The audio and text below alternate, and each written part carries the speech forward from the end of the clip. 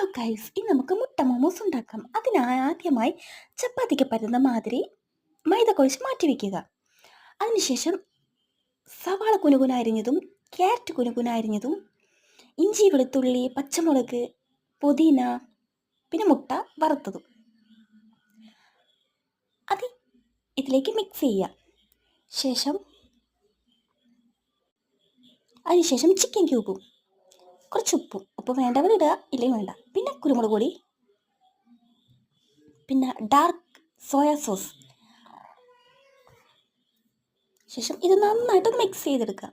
പിന്നെ ചപ്പാത്തിക്ക് പരത്തി നേരത്തെ മാറ്റി വെച്ചത് അത് നന്നായിട്ടൊന്ന് പരത്തി അതിന് നമുക്ക് റൗണ്ട് ഷേപ്പിൽ കറക്റ്റ് അതിൻ്റെ മോമോസ് ഷേപ്പിൻ്റെ കറക്റ്റ് ഷേപ്പിൽ നമുക്ക് അത് കട്ട് ചെയ്തെടുക്കാം.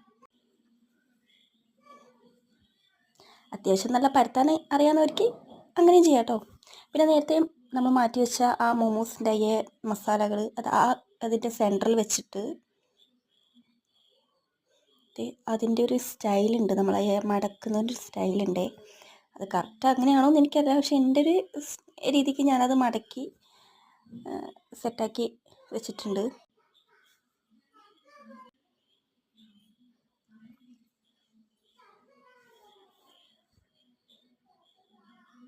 കണ്ടില്ലേ, ഇതാ ഈ ഷേപ്പിൽ.